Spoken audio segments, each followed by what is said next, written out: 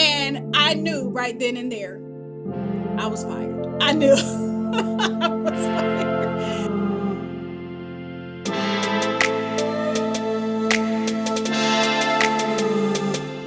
Hey everybody, so if you're watching this video, chances are it's because of the title, and I promise you everything I'm getting ready to tell you is real. It is going to be exactly how it occurred. Just a little disclaimer, I don't need any sympathy, okay? And I'm not trying to tell anyone to go out and quit their job as well as deliberately get fired. That was not my intentions in this scenario, but what happened happened, and I thought I would get on here and share it with you all. So let me tell you all, I went into work Friday. That morning, I expressed to my sister who would come over to my house and watch my children while I would be at work. I was expressing to her that I was experiencing so much anxiety because the job that I was hired for with the hospital, I was actually supposed to be there for just a certain amount of weeks, and then the job would convert to remote after about 2 months. When we were at work, we would frequently, myself and the new hires would frequently ask, like, when are we going to be sent home? And the supervisors and others would tell us like they were not certain of when that would occur. And we're like, how could you not know? So I was already experiencing a lot of anxiety for a lot of reasons, mainly because I really needed this job to convert to being remote.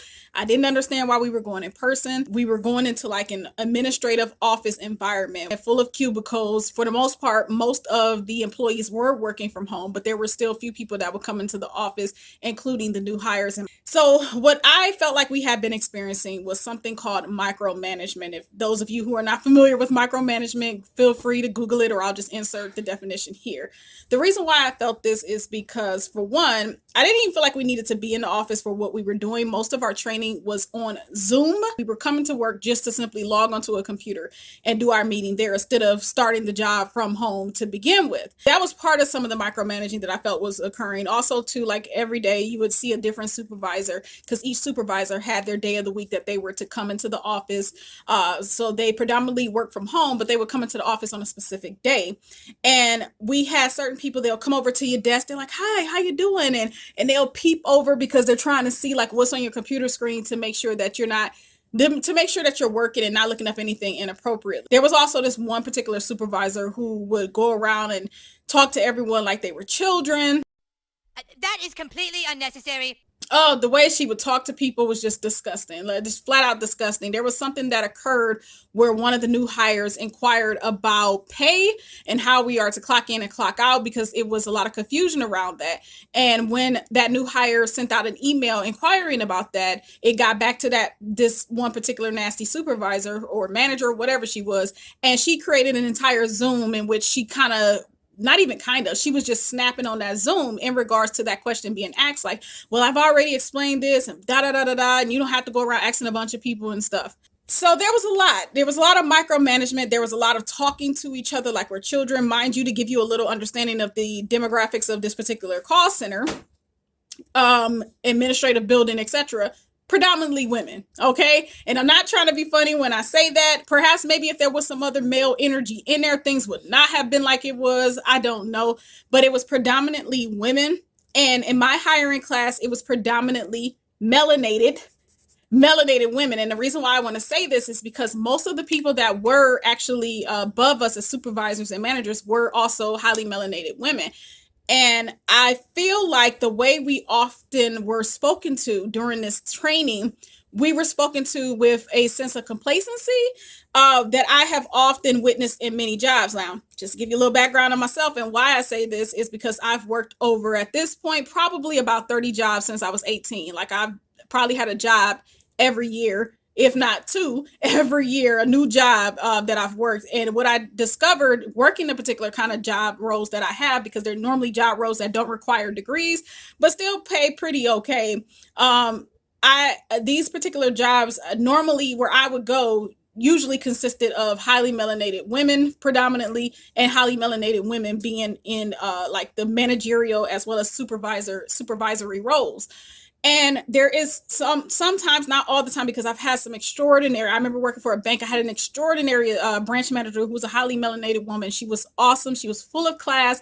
I loved everything about her. I just like said, when I grow up, I want to be just like her. Even though I was already grown, I really admired her. She had a Mustang. She would take off her heels when she would get in her Mustang and put her tennis shoes on to drive. I just thought she was the bomb.com. And to this day, I still do. She was always sweet to me. She tried to vouch for me, because what got me fired in this position actually is something similar that got me fired in that position. And I'll come back to that later. But outside of that little bit of experience, I also experienced the other side, where you have these highly melanated women that get, or people in general, but this is just my experience that I'm bringing back to drawing the connection to this job, that when I got in these positions, and when it seems like some of us can get complacent as in these managerial supervisory roles, and we feel like we can talk to folks any kind of way, particularly each other, quote unquote, Black people, because of that reason. Like, just simply because we're Black, we think we can talk to each other in a hone, down kind of way, sometimes belittling each other, and just being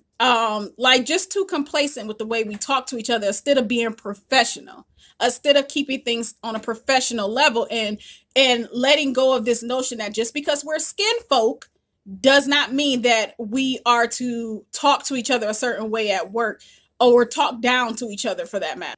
This is what I felt like we were experiencing with this particular role at this particular building. And I had told my sister that morning, on Friday morning, like, I think I'm probably gonna get fired eventually, because I feel like I see other people enduring it, and if they eventually come to me with it, I'm gonna have to shut it down real quick, because your girl done worked 2-minute jobs and I'm too damn old to be sitting up there allowing anyone to speak to me that way, when I go out my way to be as polite as possible.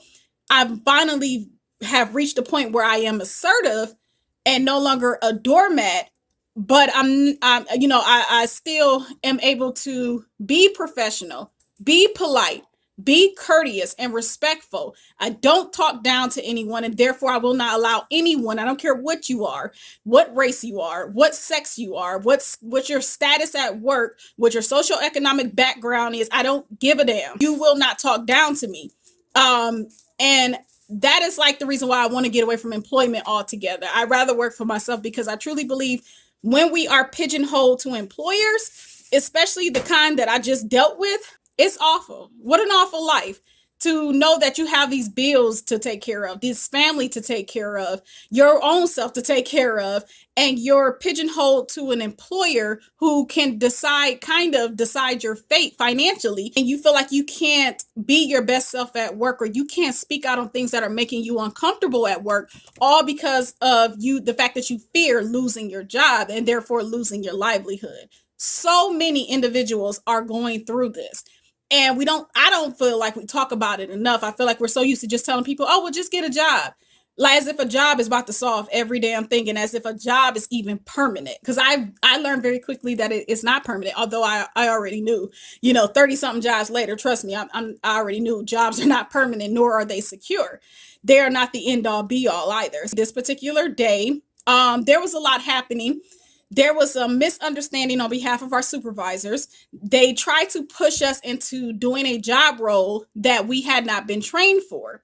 They actually forgot that they did not train us for it, and later put us on a Zoom meeting. When I say us, I say myself and the other new hires is who I mean. They put us in a Zoom meeting in order to discuss the hiccup, and they claimed they wanted us to voice our opinion. So it was 3 new hires, including myself, in this Zoom meeting, and 2 supervisors. And the supervisor had everyone go one by one. One of the ladies, she's very nice, very sweet. She said her piece. The other lady, she said her piece, but and no matter how nice she was, the supervisor pretty much brushed her off, in which we knew that she was pretty much brushed off by the supervisor's tone. It came my turn. Okay, non-confrontational me, because I'm not confrontational. I'm not Miss Drama, but I'm also someone who's not going to sit back and allow people to be bullied and feel uncomfortable in the workplace. And I'm definitely not about to endure it. I said to the supervisor, since she forced me to say something, hey, I just simply think we all could benefit from being far more professional and stop talking to each other like we're each other's children, because no one in here is a child. We are all adults. And I'm not speaking just for the staff. I'm speaking for the new hires as well. I feel as though we all could be more professional with one another. So then my supervisor was like, "Oh, would you like to elaborate on that?" I said, "No." So my supervisor goes, "Oh, okay. Well, I'll keep you after the Zoom then. It's about to be some mess, y'all." Like I already knew it was about to go down, okay? So after the Zoom meeting ended and I was kept on the Zoom meeting afterwards, because mind you, it was kind of like a dictatorship, like, oh, you're going to stay afterwards and you're going to talk. She did direct message me still during the Zoom and tried to clean it up by asking me, "Hey, would you stay on with me after the Zoom meeting ends?" And I'm thinking to myself, I should probably say no, but I went ahead and said yes because I'm like, well, can I say no? She's my supervisor. Like, what would have happened? But obviously it didn't matter either way. I got terminated. So the Zoom meeting ended and I'm in there alone with my supervisor. And she goes, "Oh, I just wanted you to elaborate on that."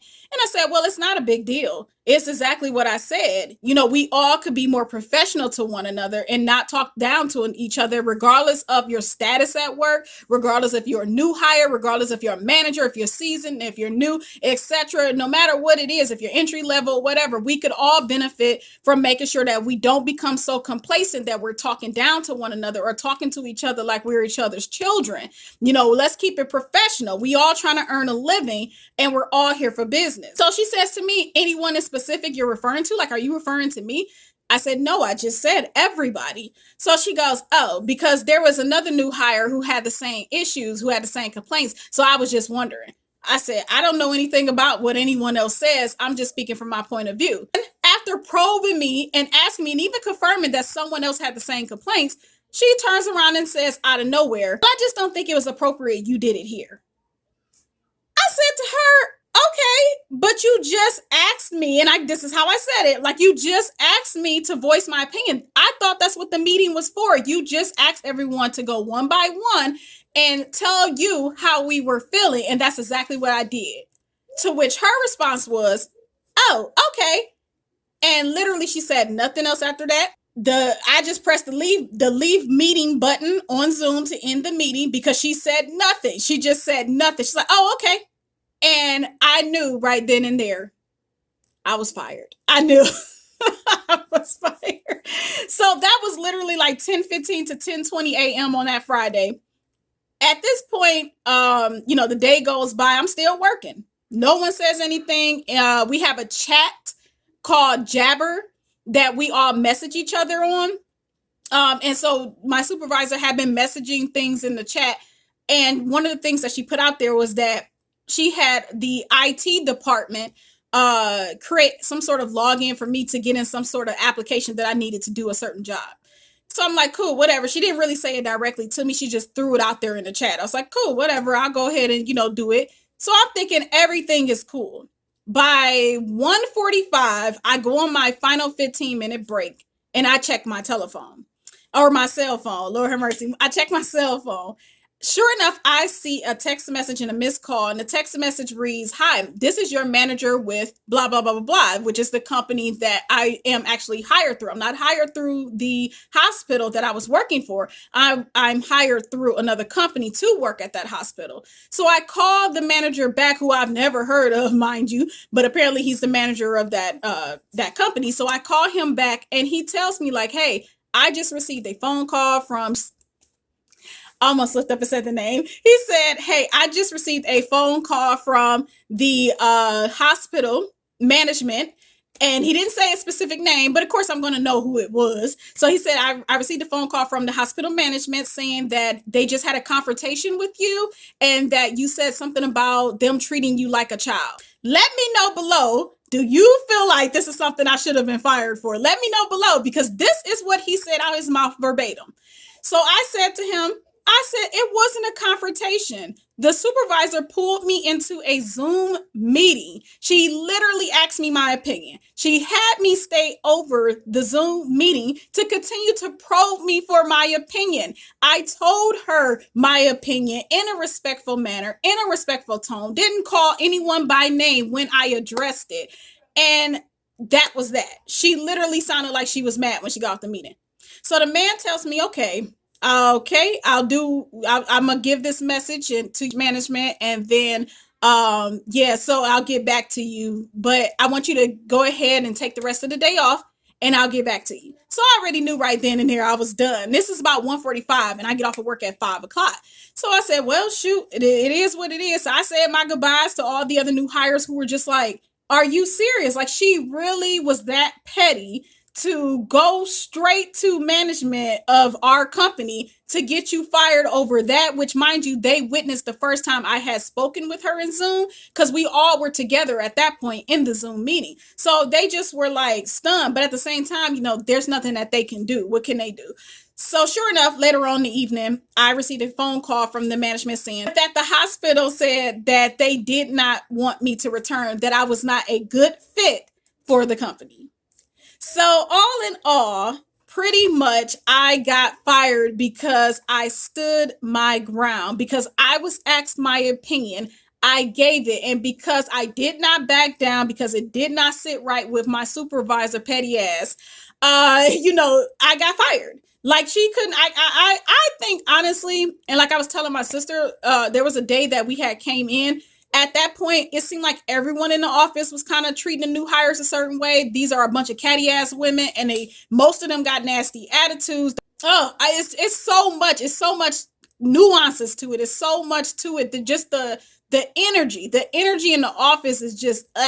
And I don't know if there had been more men, could that have brought a balance? Because I truly believe you put that many women together, it's just not a good look. And then when you have a woman, I'm gonna go there. When you have a woman that is attractive, and I'm not being arrogant, I can say I'm attractive, and you have a woman that is confident in who she is, who does not bite her tongue, who knows how to carry herself respectfully and address issues in a very respectable tone. Like, when I'm approaching these issues, I'm doing my best to do it very professionally. It can be intimidating to some people. It can be intimidating. It's kind of like, oh, you not gonna back down? I got you. I'm gonna get the last laugh. There's so many ways she could have de-escalated the situation. Which, again, she asked me my opinion. I gave her my opinion. It wouldn't have mattered how nice I was prior to all of this, because I truly have been respectful to everyone there. Like I said, I think it's so many elements, so many layers to this. But the only person who will ever know the true answer as to why she took it this far is her. And this is a problem because I actually experienced something similar years ago, about 10 years ago, when I was working for a bank here in Northeast Ohio. And it was a woman who came in, and she had just been hired for the branch assistant manager position. And she too came in very nasty, talking down to all the tellers, because I was a bank teller.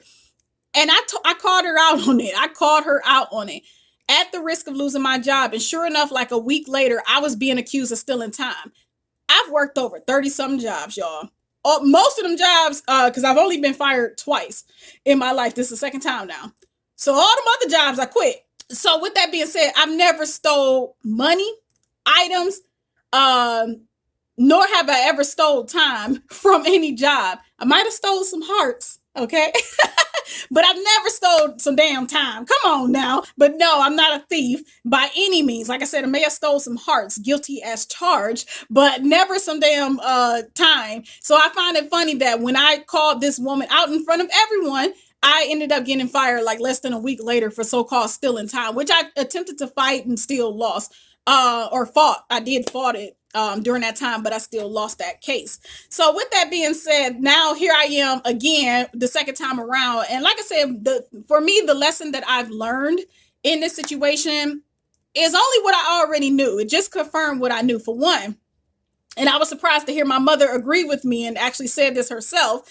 I don't need to really work for anybody else. 30-something jobs later, I don't need to work for somebody else. At this point, I need to be solidifying my own income by entrepreneurial means. There's no way in the world I need to be up under anybody at this point. With the way I am built at this point and the experiences that I've had, I don't need to be anybody's employee. I'm in a stage right now where I'm just figuring out what I'm about to do next. And also, I should have mentioned this earlier. I'm okay. I'm okay. Don't freak out, y'all. I'm okay. I'm not about to be homeless. Thank God I'm not about to be homeless or anything. I'm okay.